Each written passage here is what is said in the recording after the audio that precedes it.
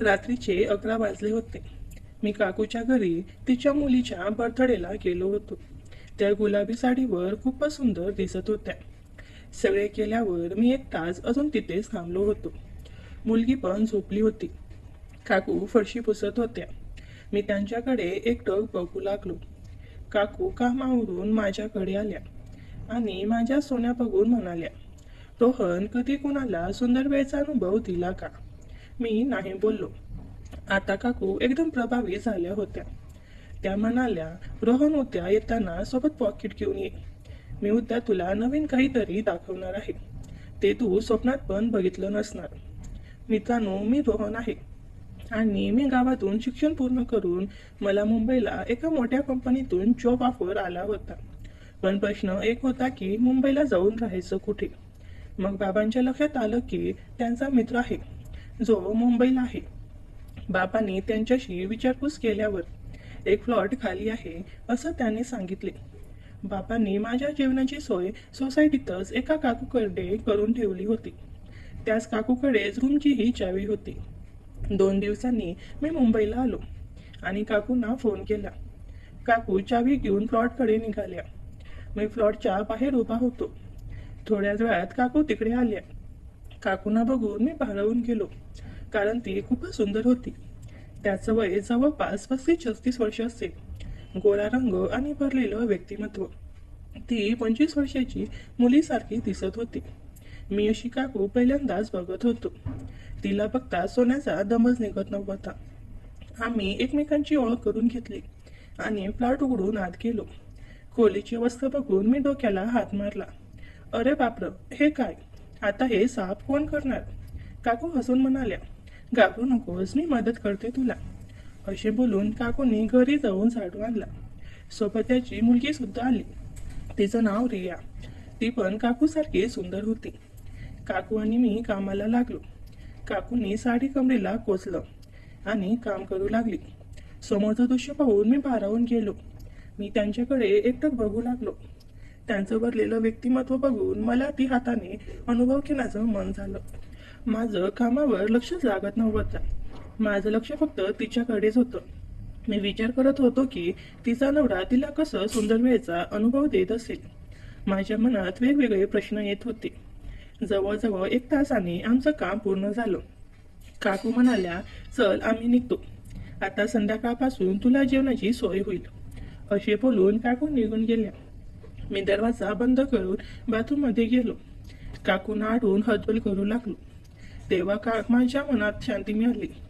2-3 दिवस मी काकूंना रोज बघून हतबल करू लागलो. त्या दिवशी डबा घेऊन दुपारी रिया घरी आली होती. मी तिला विचारलं, मम्मी कुठे गेल्या? रिया बोलली, आज माझा वाढदिवस आहे. मम्मी तयारीला लागल्या आहेत आणि तुला सुद्धा संध्याकाळी जेवायला घरी बोलावलं आहे. हे ऐकून मी खूप खुश झालो आणि संध्याकाळची आतुरतेने वाट पाहू लागलो. संध्याकाळी 8 वाजता काकूचा फोन आला. फोनवर ती म्हणाली, अरे रोहन, येतोय ना वाढदिवसाला? रियाने सांगितलं नाही का तुला? मी हो म्हणून तयार होऊन त्यांच्या घरी पोहोचलो.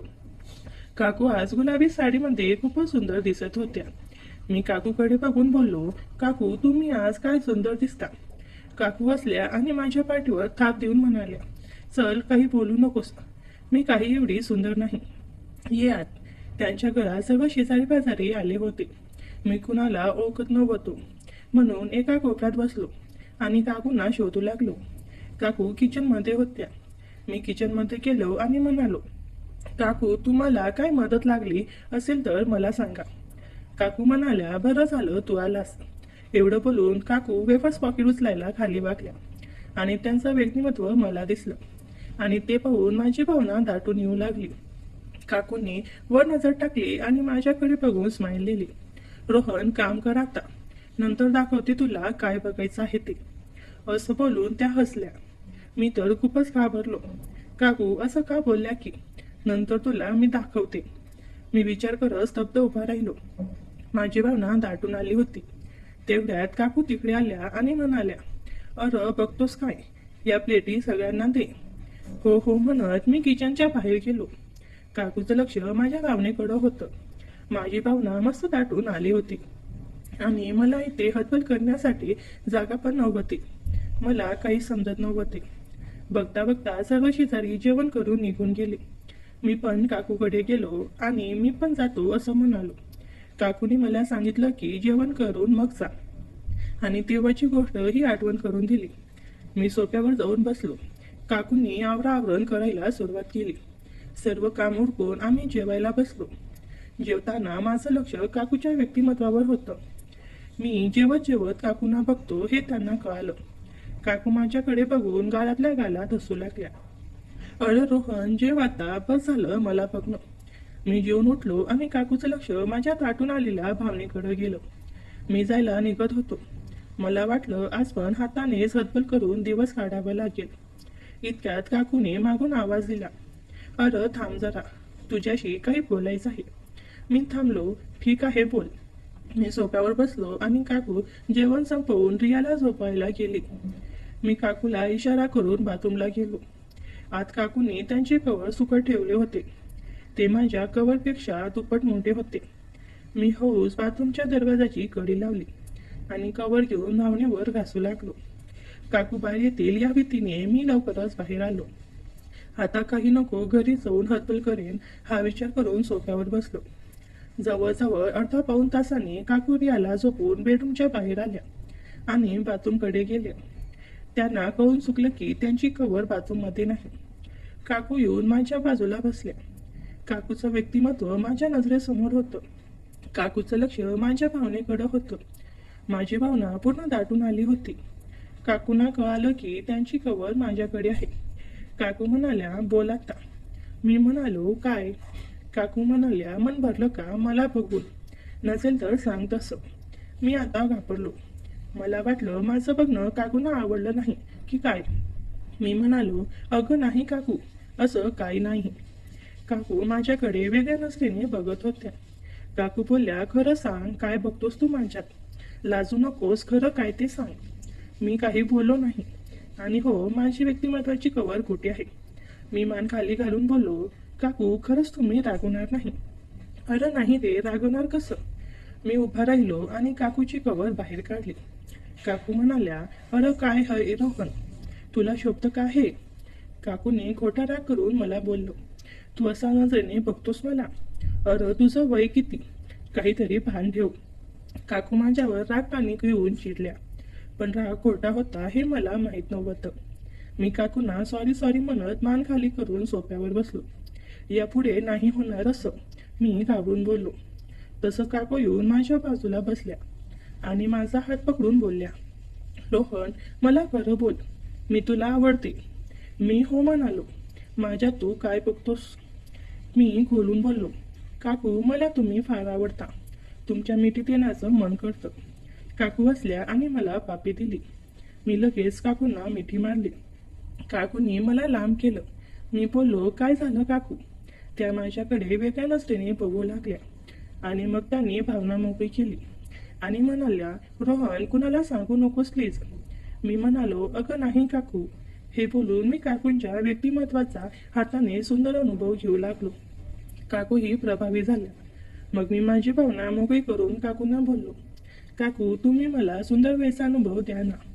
मग 5-10 मिनिटांनंतर मला पण काकूची एकटेपणाची भूक समजून गेली आणि मी पण तिच्या गालावरून हळूच हात फिरवला. ती शहारली. तिचे श्वास वेगात वाढायला लागले. तिचा गळाचा खालचा भाग खाली वर होऊ लागला. मी लगेच पापी घेऊ लागलो. तिने डोळे बंद केले. आता ती सुद्धा मला प्रतिसाद देऊ लागली. तिलाही खूप दिवसापासून हे सर्व सुख मिळणार होते म्हणून ती अधिक शहारत गेली. एक हाताने तिचे सुंदर व्यक्तिमत्वाला स्पर्श करू लागलो. ती प्रभावित होऊन चोळबू करायला लागली. हा खेळ 10 मिनिट चालला. ती माझी भावना बघून म्हणाली, रोहन, कधी कुणाला सुंदर वेळेचा अनुभव दिला का? मी नाही बोललो. आता काकू एकदम प्रभावित झाल्या होत्या. मी जे काही बोलेल काकू ते करायला तयार होत्या. पण मी काकूंना सुंदर वेळेचा अनुभव देण्याच्या आधीच घरची घंटी वाजली. आम्ही दोघं घाबरलो. मी काकूंना विचारलं, आता कोण असेल? काकू दचकून म्हणाल्या, काका असतील, उठ लवकर आणि तयार हो. काकू तयार होऊन दरवाजा उघडला. बघतो तर दरवाजा बाहेर काका उभे होते. मी तर खूप घाबरलो. काका म्हणाले, अरे रोहन, तू इथे काय करतोस? मी म्हणालो, अरे काका, रियाचा वाढदिवस होता ना, म्हणून मदत करायला आलो होतो. काकूने मला जेवायलाही घरी बोलावलं होतं. काका म्हणाले, छान छान, जेवलास का तू? मी म्हणालो, हो काका, जेवलो आणि तोंड गोड केलं. काका म्हणाले, म्हणजे? मी म्हणालो, अहो गोड म्हणजे केक खाल्ला. एवढं बोलून मी काकूकडे बघितलं आणि हलकी स्मेल देऊन डोळा मारला. काकूंना घाम फुटला होता. मी काकांना बोललो, काका चला मी येतो. एवढं बोलून मी दरवाजाच्या पुढे उभा राहून काकूकडे बघितलं. काकूने इशारा केला, तू चल पुढे, मी कॉल करते. हे ऐकून माझ्या जीवात जीव आला. मी माझ्या घरी गेलो. माझी भावना दाटून आली होती. मी काय करू का नको हे मला कळेना. मी घराचा दरवाजा उघडाच ठेवला होता. काकू लगेच येतील या आशेने. जवळपास अर्धा पाऊण तास झाला. काकू काय येत नव्हता. मी दरवाजा बंद केला आणि सोफ्यावर बसून हतबल करू लागलो. माझीकडे अवस्था बिकट होत होती आणि काकू तिकडे काकांना जेवण वाढत होत्या. मला आता राहत नव्हतं. मी काकूंना फोन केला. त्यांनी माझा फोन कट करून सायलेंटवर केला. मी आता नाराज झालो. मला वाटलं काकूंना सुंदर वेळचा अनुभव देण्याचा प्लॅन कॅन्सल झाला. तिकडे काकूंची अवस्था बिकट झाली होती. काकूंना काही करून मला भेटायचं होतं. इतक्यात काकूंना टेबलवर पडलेला केकचा डबा दिसला. काकू मनातून खुश झाल्या आणि बोलल्या, अरे बापरे, हा वेडा डबा इथे सोडून गेला. काकू म्हणाल्या, अहो मी रोहनला डब्बा देऊन येते. काकू भरभराट चप्पल घालून माझ्या घरी आल्या. मी त्यांची वाट बघत सोफ्यावर बसून काकूंच्या आठवणीत हतबल करत बसलो होतो. इतक्यात काकूने दरवाजा वाजवला. मला माहीत होतं काकूच असतील. मी तसाच दरवाजा उघडला. काकूंना बघून माझ्या मनात एक वेगळाच प्रभाव आला. काकूने आत येऊन दरवाजा बंद केला. माझी अवस्था बघून काकू एकदम प्रभावी झाल्या, कारण मी माझी भावना मोकळी करून हतबल करत होतो. मग मी काकूंना बघून पापी द्यायला लागलो. काकूंच्या व्यक्तिमत्वाचा हाताने सुंदर अनुभव घेऊ लागलो. तेवढ्यात काकूने मला बाजूला केलं. काकू म्हणाल्या, रोहन थांब जरा, धीर धर, यांना झोपून मी तुझ्या घरी येते. तोपर्यंत जागा राहा आणि दरवाजा उघडा ठेव. मी म्हणालो, अगं पण आता काय करू? मग काकूने माझ्या भावनेला तोंडाने सुंदर अनुभव दिला आणि म्हणाल्या, मी येते. एवढं बोलून काकू निघून गेल्या. घरी गेल्यावर काकू म्हणाली, अहो तुम्हाला जेवायला वाढू का हो? काका म्हणाले, हो लवकर वाढ. काकू किचनमध्ये जाऊन काकांना ताट भरून जेवण वाढून घेऊन आल्या. काका जेवायला बसले. काकू काकांना बोलल्या, अहो तुम्ही जेव्हा, मी फ्रेश होऊन येते. काकाचं जेवण झालं होतं. काकांना एक घाणेरडी सवय होती, जेवून सिगारेट ओढायची. काका बाल्कनीत उभी राहून सिगारेट ओढत होते. काकूंनी हे बघून बेडरूममध्ये गेल्या आणि दरवाजा आतून बंद केला. रिया झोपली होती. काकू आरशासमोर उभा राहिल्या. आज तर रोहन वेडा होणार आणि माझी पण सुंदर वेळचा अनुभव घेण्याची इच्छा आज पूर्ण होईल. असं बोलून काकू बसल्या आणि लाजल्या, कारण 10-12 वर्ष काकाने काकूंना सुंदर अनुभव दिला नव्हता. थोड्या वेळाने काका आले आणि झोपले. काकू वाट बघू लागल्या. काका झोपले की 20-25 मिनिटांनी घोरायला लागले. काकूंना वाटलं आता रस्ता मोकळा झाला. काकू हळूच उठून बाहेर जाताच काकांचा फोन वाजला. काकूंनी कपाळाला हात मारला आणि खाटेवर झोपल्या. काकांचा डोळा उघडला. काकांनी फोन उचलताच ते झटकन उठून बसले. काकू घाबरल्या. अहो काय झालं, का उठलात? काकाने फोनवर बोलून फोन ठेवला. काकू म्हणाले, काय झालं हो? काका म्हणाले, काही नाही, मित्राचं ॲक्सिडेंट झालं. काकू म्हणाले, कसं? काका म्हणाले, काही नाही, पिऊन गाडी चालवत असतील. मी जाऊन येतो हॉस्पिटलमध्ये. तू झोप आणि हो, दरवाजा लावून घे, मी सकाळी परत येईल. हे ऐकून काकू खुश झाल्या. काकूने काकांचे कपडे काढून दिले. काका कपडे घालून निघाले. आता काकूंना रान मोकळं झालं. काकू फोन घेऊन बाल्कनीत आल्या. काकांना सोसायटीच्या बाहेर जाताच काकूने मला कॉल केला, रोहन घरी ये लवकर आणि हो तुझं घर लावून ये. हे ऐकून मी लगेच घर बंद करून काकूकडे आलो. काकूंनी दरवाजा उघडाच ठेवला होता. मी लगेच आत आलो आणि काकूंना मिठी मारली. काकू म्हणाली, अरे हो हो, आधी रिया झोपली का बघू दे, तू बस मी येते. काकू बेडरूममध्ये गेल्या. रियाला झोपलेलं बघून काकूनी दरवाजा बाहेरून बंद केला आणि माझ्या बाजूला येऊन बसल्या. मला आता काय करू काय नको असं झालं. काकूने मला मिठी मारली. आणि पापी गायला लागली. अर्धा पाऊण तास आम्ही हेच करत होतो. काकू उठल्या आणि बोलल्या, तुझ्यासाठी एक सरप्राईज आहे.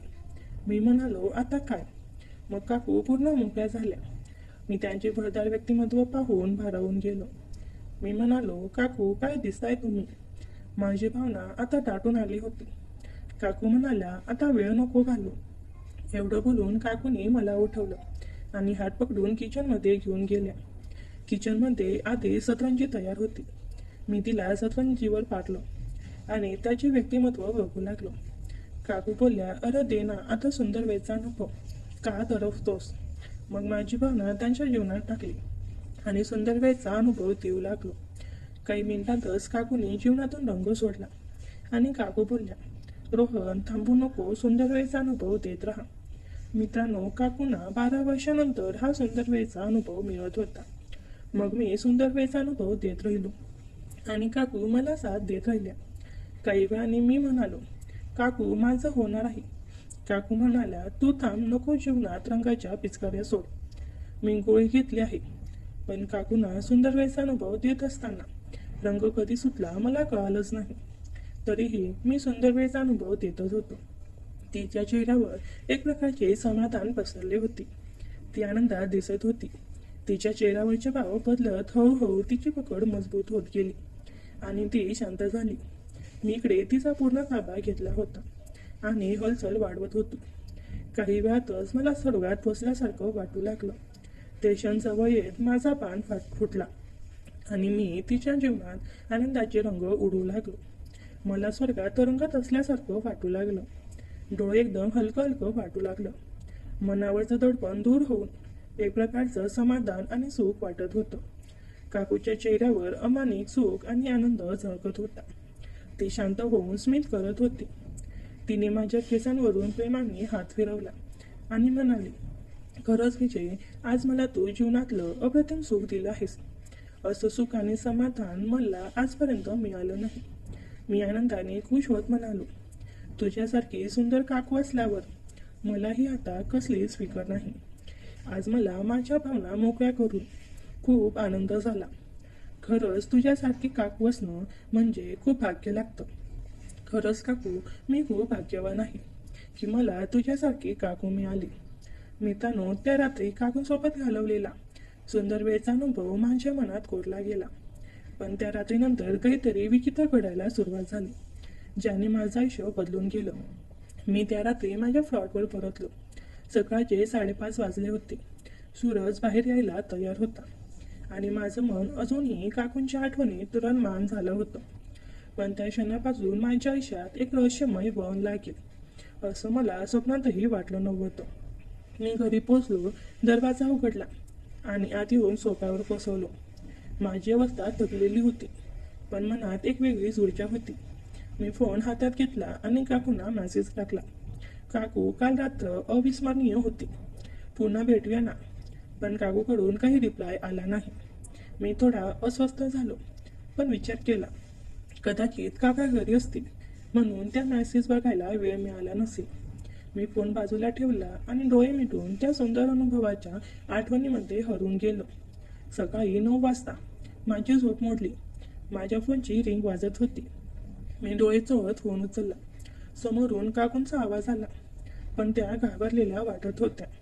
रोहन, तू घरीच आहेस ना? कृपया सांग, तू कुठे आहेस? काकूंच्या आवाजात एक भीती होती, जी मला कधीच ऐकायला मिळाली नव्हती. मी गोंधळलो आणि म्हणालो, हो काकू, मी घरीच आहे. काय झालं? तुम्ही ठीक आहात ना? काकूंनी थरथऱ्या आवाजात सांगितलं, रोहन, काहीतरी भयंकर घडलंय. काकांचा फोन बंद आहे आणि ते सकाळी परत आलेच नाही. मी त्यांच्या मित्राला फोन केला, ज्याचं ॲक्सिडेंट झालं होतं, पण त्याने सांगितलं की त्याला काहीच झालं नाही आणि काकाही हॉस्पिटलमध्ये भेटायलाच आले नव्हते. माझ्या पोटात गोळाच आला. काय? काका हॉस्पिटलला गेले नव्हते? मग रात्री ते कुठे गेले? मी काकूंना शांत करायचा प्रयत्न केला. काकू, घाबरू नका. कदाचित काकांचा फोन डिस्चार्ज झाला असेल. तुम्ही पोलिसांना फोन केलात का? काकू म्हणाल्या, नाही, अजून नाही, पण मला खूप भीती वाटते. रोहन, तू येशील का इथे? मला एकट्याने कसं तरी होते. मी लगेच तयार झालो आणि काकूंच्या घरी पोहोचलो. काकू दरवाजाजवळ उभ्या होत्या. त्यांचा चेहरा पांढरा फडक पडला होता. रिया अजूनही झोपली होती. त्यामुळे काकूने मला हॉलमध्ये बसवलं. काकूंनी सांगितलं, काल रात्री काकाने मला सांगितलं होतं की त्यांचा मित्र रवी हॉस्पिटलमध्ये आहे. पण मी आज सकाळी रवीला फोन केला तेव्हा त्याने सांगितलं की त्याचा ॲक्सिडेंट झालंच नाही आणि काकाने त्याला रात्री फोनही केला नव्हता. मी विचारात पडलो, काका खोटं का बोलले आणि ते कुठे गेले? मी काकूंना विचारलं, काकू काकांचा फोन ट्रॅक करायचा का? कदाचित त्यांचं लोकेशन मिळेल. काकूंनी होकार दिला आणि आम्ही काकाचा फोन ट्रॅक करण्याचा प्रयत्न केला.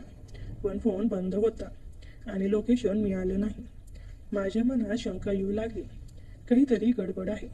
काकूंनी मला सांगितलं की काकांचं काही दिवसापासून वागणं विचित्र होतं. ते रात्री उशिरा घरी यायचे, कुणाशी तरी फोनवर हळू आवाजात बोलायचे आणि कधी कधी त्यांच्या कपड्यांना एक विचित्र वास यायचा, जसं काही केमिकलचं. मी काकूंना विचारलं, काकू काकांची कुणाशी दुश्मनी होती का किंवा त्यांना कुणाची भीती वाटत होती का? काकूंनी डोकं हलवलं. मला काही माहीत नाही रोहन, पण मला आता खूप टेन्शन येतंय. मी काकूंना धीर दिला आणि म्हणालो, काकाचा फोन ट्रॅक करायचा प्रयत्न करतील. पण त्यांनी एक गोष्ट सांगितली जी ऐकून माझ्या पायाखालची जमीन सरकली. पोलीस इन्स्पेक्टर म्हणाले, काकांचं नाव मोहन पाटील आहे ना? आमच्या रेकॉर्डमध्ये त्यांचं नाव काही संशयित लोकांच्या यादीत आहे. त्याला पोलिसांनी अटक केली आहे. आम्हाला कळाले आहे की त्याने एका मुलीला फिरवायला नेऊन तिकडून एका कड्यावरून ढकलून दिले आहे आणि ती मुलगी मेली आहे. तिच्या बदल्यात त्याला अटक केलं आहे. आता तो सुटू शकत नाही. त्याला खूप मोठी शिक्षा झाली आहे. हे ऐकून काकू तर पूर्णपणे शॉक झाल्या. त्या म्हणाल्या, नाही हे खोट आहे. माझा नवरा असं काही करू शकत नाही. पण पोलिसांनी सांगितलं की त्यांच्याकडे काही पुरावे आहेत आणि ते तपास करत आहेत. त्यांनी आम्हाला घरी जायला सांगितलं आणि काकांबद्दल काही माहिती मिळाली तर कळवायचं वचन दिलं. घरी परत येताना काकू शांत होत्या. मला त्यांच्यासाठी वाईट वाटत होतं. पण माझ्या मनात एक प्रश्न घोळत होता, काका खरंच गुंतले होते का? आणि जर ते होतेच तर त्यांचं गायब होणं यांच्याशी जोडलं गेलं होतं का? त्या रात्री मी माझ्या फ्लॅटवर परतलो. काकूने मला सांगितलं होतं की त्या रियाला घेऊन त्यांच्या माहेरी जाणार आहेत, कारण त्या एकट्या घरी राहायला घाबरत होत्या. मी घरी पोचलो आणि माझा फोन चेक केला. काकूंचा मेसेज आला होता, कृपया सावध राहा, मला वाटतंय काहीतरी भयंकर घडतंय. मी काकूंना रिप्लाय केला, काकू तुम्ही काळजी करू नका, मी सावध राहीन. तुम्हीही स्वतःची काळजी घ्या. पण माझं मन शांत नव्हतं. रात्रीचे 11 वाजले आणि मला एक अनोळखी नंबरवरून मेसेज आला. मेसेजमध्ये फक्त एवढंच लिहिलं होतं, जास्त हुशारी करू नकोस. तुझ्यात आणि काकूमध्ये काय घडलं आम्हाला सर्व माहीत आहे. आणि मला एक व्हिडिओ व्हॉट्सअपवर पाठवला. तो व्हिडिओ पाहून माझी पायाखालची जमीन सरकली. मित्रांनो, त्या व्हिडिओमध्ये काय होतं हे जाणून घेण्यासाठी आपल्या चॅनलला सबस्क्राईब करा आणि कमेंटमध्ये भाग 2 लिहा. धन्यवाद.